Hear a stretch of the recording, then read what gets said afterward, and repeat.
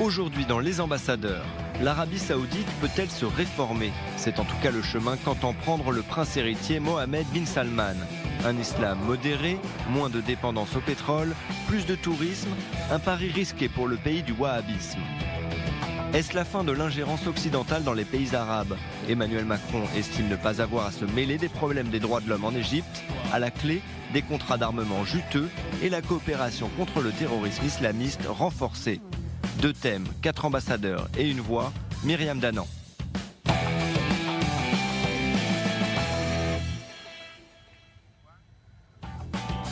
Bonsoir à tous, je suis ravie de vous retrouver cette semaine pour un nouveau numéro des Ambassadeurs et avec nous, comme d'habitude, 4 invités. Maurice Ifergan, bonjour, vous êtes journaliste sur I24 News. Efraim Herrera, vous êtes islamologue et spécialiste du monde arabo-musulman. Aude Markovitch, vous êtes journaliste pour la RTS et pour la revue Politique Internationale. Et puis Yitzhak Levanon, vous êtes ancien ambassadeur d'Israël en Égypte. Merci d'être avec nous ce soir. Alors notre premier thème aujourd'hui, c'est l'Arabie Saoudite. Alors au-delà de la recherche d'un développement économique qui réduise sa dépendance à l'or noir et qui aide à son rayonnement international, Riyad a décidé de jouer la carte de l'ouverture avec plus de conviction. Après le droit de conduite accordé aux femmes, c'est le prince héritier qui, dans une annonce au Guardian, devient le chantre d'un islam modéré. Efraim Herrera, si vous voulez bien, on va commencer avec vous. Vous y voyez un virage assumé ou simplement une opération de communication? Non, ce n'est pas une opération de communication, on le voit très bien dans les faits. La première chose, par exemple, il a arrêté des imams et des personnalités très importantes en Arabie Saoudite, comme par exemple Salman el-Ouda. C'est un religieux qui a une forte audience. Il a près de 15 millions de followers sur Twitter. Il a interdit les livres du Cheikh el-Qardawi. Le Cheikh el-Qardawi est le maître spirituel des frères musulmans. Donc on voit qu'il agit de fait dans son pays pour tuer dans l'œuf toute tendance islamique à l'intérieur du pays. En fait, il y avait un deal jusqu'à présent non écrit entre l'Arabie Saoudite, enfin les riches personnes d'Arabie Saoudite et les djihadistes. Vous allez commettre vos actes terroristes à l'extérieur et vous nous laisserez tranquilles à l'intérieur du pays. Mais maintenant, on voit que le golem se retourne contre son créateur et on a assisté ces 2 dernières années à une série d'attentats en Arabie Saoudite. Par exemple, il y a eu une tentative d'attaque contre le palais du roi, là où habite justement Mohammed bin Salman. Et effectivement, je pense qu'il y a ici un désir profond de maintenir le régime en place et de donc tuer dans l'œuf ces tendances violentes de l'islam. Alors vous avez abordé plusieurs problématiques, Yitzhak Levanon, ne serait-ce que pour réagir sur le financement d'organisations terroristes qui a été régulièrement reproché à l'Arabie Saoudite. On sait que Daesh ou encore Al-Qaïda sont aussi des produits de l'industrie idéologique du wahhabisme. C'est une forme de distanciation qui est prise aujourd'hui avec le terrorisme par l'Arabie Saoudite? Permettez-moi de me concentrer sur les nuances, parce que je pense que la lutte du prince héritier contre l'extrémisme musulman, c'est une chose qu'on la voit déjà, comme l'a dit mon cher professeur qui est à côté de moi. Mais pour changer de façon radicale l'islam en Arabie Saoudite, disons le wahhabisme, c'est une question beaucoup plus lourde, c'est une question historique et elle a besoin d'une vraie révolution culturelle. Donc je fais la différence entre les deux. Aude Markovitch, cet islam modéré, c'est accessible pour ce jeune prince héritier de 32 ans seulement? Ça, c'est ce qu'on verra, mais je crois qu'il y a plusieurs facettes. Là, on a abordé la facette religieuse et celle qui nous concerne, c'est-à-dire l'idée que le djihadisme s'est exporté en Occident et notamment avec le salafisme. Le salafisme est issu du wahhabisme. Enfin, c'est si vous voulez, la continuation du wahhabisme. Et c'est ça qui préoccupe aujourd'hui les Occidentaux avec, évidemment, les attentats de l'EI en Europe ces dernières années. Mais il n'y a pas que ça. Il y a à l'intérieur de l'Arabie Saoudite un pays extrêmement autoritaire, une monarchie autoritaire, une monarchie qui considère que les droits de l'homme sont pas si vous voulez, il n'y a pas d'universalité des droits de l'homme et qu'ils ne sont pas applicables en Arabie Saoudite. Donc on a des exécutions capitales pour toute une série de sujets qui va de l'opposition politique à l'adultère, à l'apostasie. Est-ce que ça va être changé prochainement. C'est ce qu'on verra. Il y a peu de chances que ça se fasse comme ça en un claquement de doigts. Je pense qu'il y a beaucoup de possibilités que ce soit quelque chose de très pragmatique qui soit fait. Et pour l'instant, plutôt des décisions de vitrine. Maurice Hypergand, aucune intention pour le moment de changer la vitrine autoritaire du régime. Écoutez, que les femmes puissent conduire à Riyad ou qu'elles puissent aller dans des stades, c'est pas si mal que ça, après tout. Maintenant, moi, je suis convaincu que l'Arabie Saoudite, la royauté, le régime a eu très peur finalement des États-Unis. Quand ils se sont sentis lâchés par Barack Obama, ils ont cru que peut-être approcher leur fin, puisque l'accord stratégique qui existait entre l'Arabie Saoudite et les États-Unis semblait prendre fin, et donc c'est tout l'approvisionnement en pétrole de la région qui était remis en cause. Donc lorsque Barack Obama a signé avec les chiites, avec l'Iran, un accord sur le nucléaire, ils ont tremblé, ils ont eu très peur. Aujourd'hui, Barack Obama n'est plus là, donc ils se sont empressés de faire un deal avec Donald Trump, et là ils se sentent rassurés, mais Donald Trump a sûrement posé des conditions. Est-ce qu'il n'y a pas là aussi une sensibilisation à la menace terroriste globale dans le monde, Yitzhak Levanon? Regardez, je ne sais pas enfin comment l'Arabie Saoudite avec le prince héritier, parce qu'avec le roi on sait plus ou moins, et lorsque le prince héritier deviendra roi, de quelle façon il va réagir. De toute façon, ce que moi je pense, que ce soit sur la scène ou au niveau de l'Arabie Saoudite ou au niveau international, il y a une grande différence, parce que le wahhabisme ne va pas ensemble avec un islam modéré. Par définition, le wahhabisme, c'est une école islamique qui n'est pas modérée. Donc ce changement que le prince héritier veut introduire en Arabie Saoudite, s'il va réussir à le faire lorsqu'il deviendra roi, je crois qu'il a besoin de très grands efforts, mais bien sûr, il sera soutenu et appuyé par la communauté internationale, que ce soit les Européens, que ce soit les États-Unis, parce que tout le monde veut voir un islam modéré. Si ça passe en Arabie Saoudite, tant mieux. La communauté internationale, vous voulez dire la communauté occidentale internationale? Oui, bien sûr. Je ne pense pas, par exemple, sur Daesh, je ne pense pas sur les islamistes ou les djihadistes, etc. Je ne pense pas sur le chiisme, etc. Mais oui, si, par exemple, la communauté internationale, que ce soit l'Europe, que ce soit les États-Unis ou l'Occident, ils verront de bon œil, disons, un changement en Arabie Saoudite. Comme par exemple Maurice l'avait dit, les femmes qui conduisent, peut-être une transparence beaucoup plus grande. Ça va aider bien sûr l'image de l'Arabie Saoudite, que ce soit avec le prince ou avec le prince héritier. Je me permets de vous interrompre, mais parce que la communauté internationale, enfin évidemment il y a aussi une large partie de la communauté internationale qui est musulmane. Il faut savoir donc l'Arabie Saoudite, comme on le sait, donc la Mecque et Médine, c'est les deux premiers lieux saints de l'islam, sont en Arabie Saoudite. Donc ils ont une énorme responsabilité sur effectivement le message qui passe à l'extérieur, et de savoir si effectivement aujourd'hui ce message est réformable dans les circonstances dans lesquelles on connaît l'Arabie Saoudite aujourd'hui, c'est une vraie question.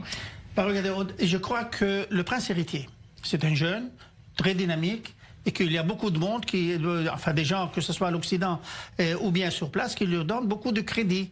La seconde chose, je crois que ce que lui, la conclusion qu'il arrive, c'est que l'image de l'Arabie Saoudite, ça fait longtemps qu'on la voit.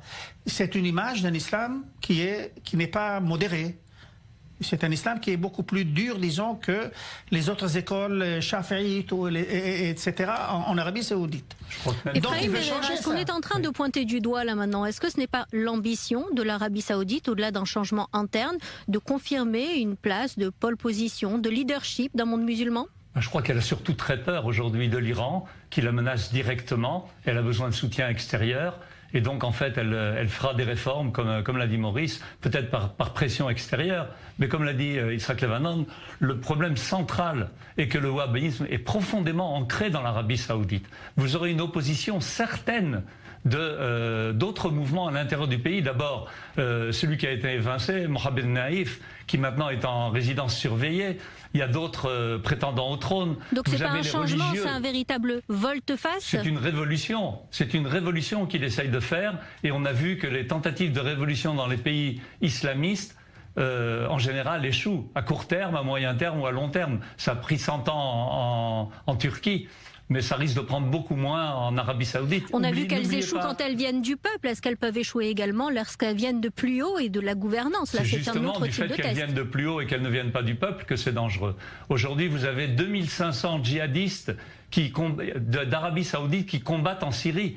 Donc vous voyez bien qu'il y a une tendance profonde en Arabie Saoudite vers cet extrémisme qui est essentiel au wahhabisme. Je vous donne une indication par hasard. Si par exemple, il a parlé aussi du tourisme, si on va permettre aux touristes l'alcool en Arabie Saoudite, ça sera un changement. Oui, ils veulent le faire en 2 temps. Ils veulent le faire dans cette zone économique. C'est une zone économique incroyable, dont la taille va faire à peu près la taille d'Israël. On parle de quelque chose comme 20 000 km². Il va investir 500 milliards de dollars. Et là, on touche un petit peu le problème de surmédiatisation de ces projets. Aude Markovitch, on parle du droit des femmes à conduire. C'était un combat de militantes extrêmement médiatisé. On parle aujourd'hui d'un virage vers un islam modéré dans une interview au Guardian. Est-ce qu'il est possible que tout soit finalement ce ne soit qu'une opération de communication, une opération en surface de modération? Et en tout cas, bon, c'est positif le fait que les femmes puissent conduire en Arabie Saoudite. C'est fort agréable, certainement, pour celles qui ne le pouvaient pas jusqu'à présent. Mais franchement, est-ce que ça change le fond?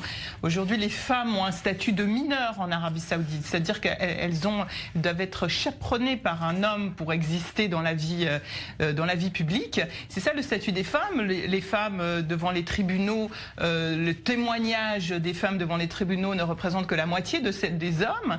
Est-ce que... Parce que les femmes peuvent conduire demain. Parce que les femmes peuvent conduire demain. Est-ce que ça va changer le fond de la place de la femme et encore une fois, je reviens sur l'idée que pour l'Arabie Saoudite, les droits de l'homme, c'est-à-dire l'égalité aussi entre hommes et femmes, n'est pas universelle parce que il y a une spécificité islamique. Il n'y a pas que les femmes. Il n'y a pas que les femmes. En Arabie Saoudite, la moitié des habitants d'Arabie Saoudite sont des travailleurs étrangers sans aucun droit social. Dès le moment où cette discrimination est un frein au développement économique, et les femmes, en l'occurrence, sont le problème là. Les femmes le problème? Non, sont le problème de Salman. Le problème de Salman, c'est de les mettre au travail, de les pousser à rentrer dans des secteurs économiques beaucoup plus importants que le foyer. Et donc, il est obligé de lâcher. Il ne peut... Soyons clairs. Voilà. Le fait que les femmes maintenant peuvent conduire en Arabie Saoudite, c'est pas un changement du statut de la femme en Arabie Saoudite. Rappelons que le divorce est toujours interdit en Arabie Saoudite pour les femmes. Dans l'économie qu'on va le voir. Rappelons également qu'elles n'ont pas le droit de trouver un emploi aujourd'hui sans l'autorisation de leurs amis, de leur mari. Il reste une longue marche à parcourir dans ce domaine. C'est ce côté chaperon de on est encore loin de ce changement. Il faut être honnête avec Salman. Il a quand même fixé un délai de 30 ans. Il a dit on ne supportera pas encore 30 ans. Non, il n'a pas fixé ce délai. Il dit que 70% de la population a moins de 30 ans. Il ne va pas attendre 30 ans pour tuer dans l'œuf tout cet extrémisme. Et il veut le faire maintenant et immédiatement. Moi j'ai vu par exemple que dans la presse régionale arabe, on ne reporte pas son interview sur le Guardian. J'ai pas vu ça. Non. Donc, alors, ça veut dire quelque chose. Très rapidement, pour terminer sur cette thématique, on parle de cette interview au Guardian qui effectivement n'a pas été retranscrite dans les médias arabes et encore moins dans les médias locaux. On parle aujourd'hui du chantre d'un islam modéré et d'un bras de fer très sévère qui s'annonce avec la caste religieuse sur place. Oui. Tout à fait. Tout à fait. Pas uniquement la caste religieuse, avec aussi une grande partie de la population qui ne va pas voir d'un bon œil ces changements qui en fait sont une atteinte à l'islam. On va considérer ça comme une trahison. C'est Khiyana, c'est une trahison de Allah et de Mohammed, ce qu'il est en train de faire. Et donc, à partir de ce moment-là, le dirigeant qui ne respecte pas les bases de l'islam est passible de mort. Maurice Yvergan, on vous laisse le mot de la fin sur ce débat. Le prince héritier marche sur des œufs? Oui, il marche sur des œufs, mais il faut lui donner un peu de crédit tout de même. Il y a des mesures qui sont peut-être cosmétiques. Mais j'ai le sentiment qu'il veut mener son pays de l'avant économiquement, qu'il a besoin d'être pragmatique. Alors, est-ce que c'est bon pour l'Occident? Peut-être que oui. Peut-être qu'il vaut mieux une Arabie Saoudite un peu réfractaire sur le plan de l'islam plutôt que le chiisme iranien. Peut-être que c'est ça c'est le modèle qu'il faut. Alors, on peut pas être exigeant. Maintenant, il y a la chose qui me semble évidente, c'est que les Saoudiens n'ont pas peur du terrorisme. Ils ne prennent pas ces mesures parce qu'ils craignent le terrorisme. C'est pas ça leur problème. Leur problème, c'est le développement économique à moyen terme. C'est ça leur problème. Et là, je voudrais lui donner du crédit, quoi. Un seul mot là-dessus, tout simplement. Abdel Fattah el-Sisi en Égypte, par exemple, il parlait aussi de mettre fin à l'extrémisme musulman. Ceci ne veut pas dire qu'il a changé l'islam en Égypte. Il a essayé. Il a parlé face à l'université d'Al-Azhar. Mais enfin, ils se sont tus, mais ils n'ont rien changé depuis. Ceci ne veut pas dire qu'ils vont changer l'islam. Aucun changement. Et alors, on va en venir justement à l'Égypte. Merci pour cette transition toute trouvée, Yitzhak Levanon. Et merci pour cette touche d'optimisme de Maurice Yvergan. Le second thème de ce débat. On revient justement sur la visite du président égyptien Abdel Fattah al-Sisi. Il a été reçu en grande pompe à Paris avec beaucoup de témoignages d'amitié de la part du président français Emmanuel Macron et puis aussi de vertigineux contrats d'armement et de très discrètes allusions aux violations des droits de l'homme en Égypte. Pour Emmanuel Macron, président de la nation mère des droits de l'homme, pas de leçon à donner en la matière. C'est le choix du pragmatisme. C'est le bon choix, Aude Markovitch ? C'est très triste ce qui se passe en Égypte. Moi, j'ai couvert comme journaliste la révolution, l'après-révolution, les élections démocratiques qui ont élu Mohamed Morsi au pouvoir, qui est donc le représentant des frères musulmans, et puis la destitution de Morsi par notre ami Al-Sisi dans un coup d'État. Et aujourd'hui, ce qui était l'espoir, en fait, qui était né de cette révolution, c'est-à-dire d'une société plus libre, d'un droit de parole plus important, une jeunesse qui n'avait qu'une envie, c'était ça, eh bien, a été complètement balayé par la révolution, les après de cette révolution, et effectivement la prise de pouvoir, encore une fois démocratique, des frères musulmans. Mais on a fait un pas en arrière sur les libertés individuelles, sur un État de nouveau, un État policier, comme on le connaissait sous Moubarak. Et puis, alors, voilà, le pragmatisme de Macron est tout à fait dans la ligne des présidents français. Enfin, on se rappelle quand même Kadhafi reçu en 2007 en grande pompe à Paris avec sa tente de bédouins par Sarkozy en 2007. Et donc on s'en rappelle, on se rappelle voilà, c'est pas très nouveau.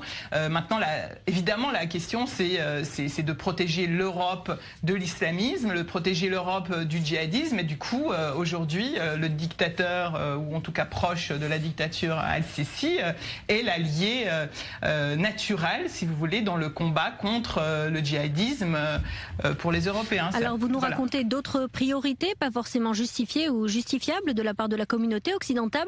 Deux chiffres, 60 000 arrestations depuis 2013 et près de 7 milliards d'euros d'armes vendues à l'Égypte depuis 2014. Yitzhak Levanon, ça explique tout, ces ventes d'armes ? Non, pas tout à fait. Non, pas tout à fait. Je crois qu'on est en face d'une certaine réelle politique, que ce soit de Macron ou que ce soit du président américain. Parce qu'avant Macron, le président américain, par exemple, en ce qui concerne les droits de l'homme en Égypte et les sociétés et les organisations non gouvernementales en Égypte, eh bien, le président américain, il a dit, je comprends, nous sommes en faveur des droits de l'homme en Égypte, mais on comprend aussi la préséance de la lutte contre le terrorisme qui vient avant, par exemple, les droits de l'homme. Macron a dit la même chose aujourd'hui, c'est que bon, il comprend la situation de l'Égypte, il est pour les droits de l'homme, mais c'est pas à nous de donner des leçons. Donc nous sommes en face d'une réelle politique. L'autre chose, à mon avis, c'est que la visite de M. Abdel Fattah al-Sisi en France, ce sont des relations qui sont presque historiques. Et par exemple, lorsqu'on a ouvert le canal de Suez, c'était l'impératrice Eugène qui est venue, on lui a donné un cadeau, par exemple, une grande bâtisse qui aujourd'hui c'est un grand hôtel au Caire et qui existe. Donc les relations vont franchement du temps de la dynastie. Parce que le canal de Suez a été créé par Ferdinand de Lesseps, qui était donc un Français. Oui, mais le Khedive Ismaïl a invité tout le monde. C'était l'impératrice qui a décédé. Mais depuis, on a vu que la relation entre les deux cours, que ce soit française ou que ce soit de la dynastie de Mohammed, était très serrée. On l'a vu plus tard, par exemple. Je me souviens très bien que les chefs d'État français, par exemple, c'était de coutume de passer le Nouvel An et Noël, par exemple, en Égypte. Donc les relations sont très étroites. Le troisième point, c'est que il y a une convergence de vues politiques entre la France et l'Égypte sur la question de la Libye, qu'ils veulent mettre fin au terrorisme, une intégrité territoriale, parce que ça a trait au problème de la sécurité nationale. Il y a la question de l'armement et la lutte contre le terrorisme, et l'Égypte pense que la France pourra aider pour changer la doctrine. Et troisièmement, il y a, et ça c'est une chose qui nous a, qui est directement, ça nous concerne, c'est la question palestinienne.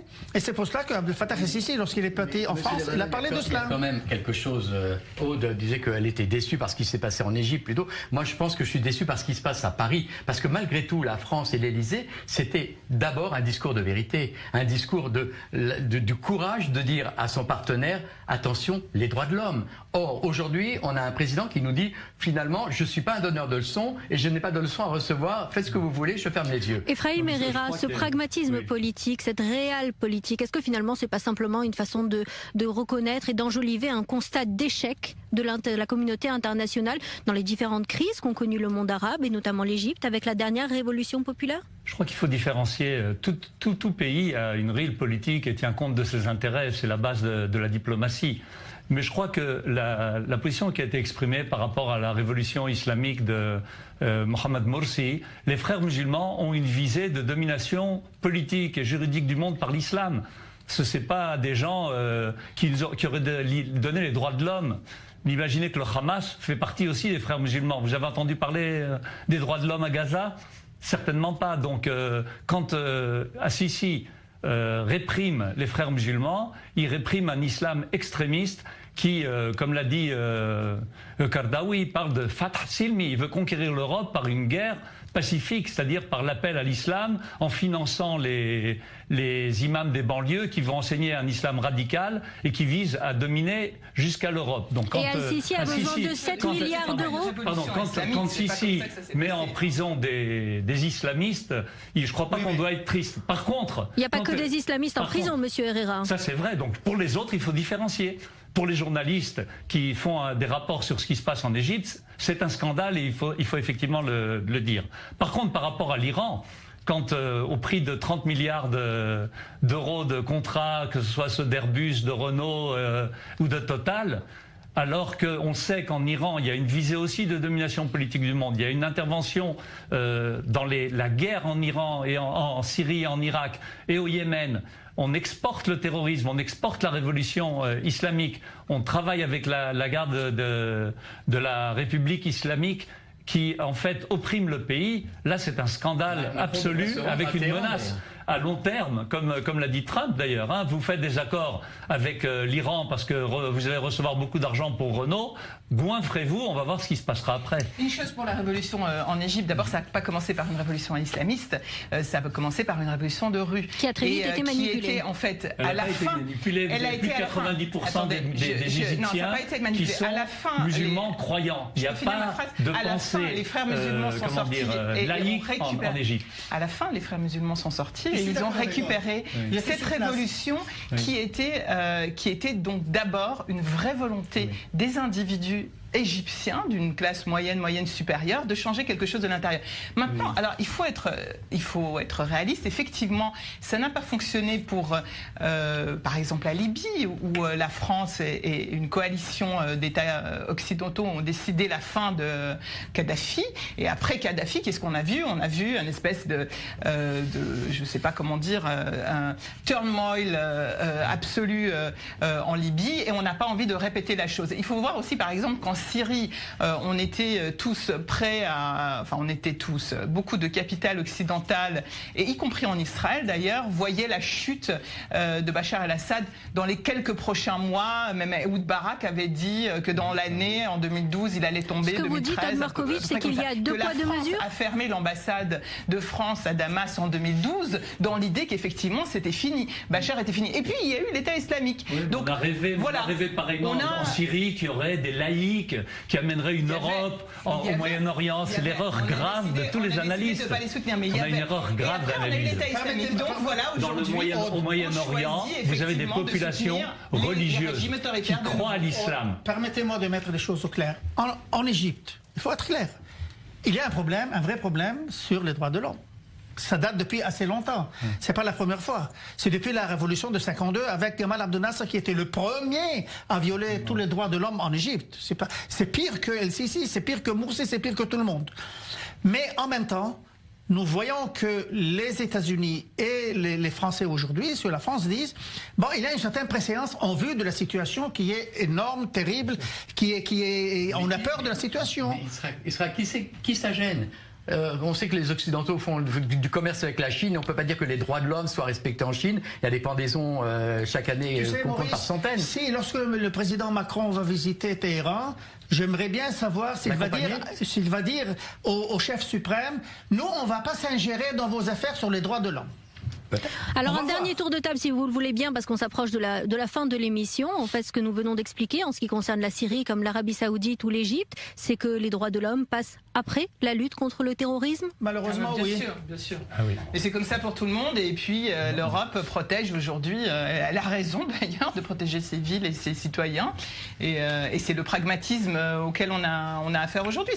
C'est vraiment triste de le voir. Dans le cas de l'Iran, c'est pas ça. Dans le cas de l'Iran, c'est pas ça. Dans le cas de l'Iran, c'est l'intérêt économique étroit à court terme de la France Il y a toujours des qui est intérêts. prête à violer des principes fondamentaux et qui risque de se retourner contre l'Occident à moyen terme. Peut-être parce qu'elle n'est pas menacée directement, Yitzhak Levanon. Non, la raison de plus fort est toujours la meilleure.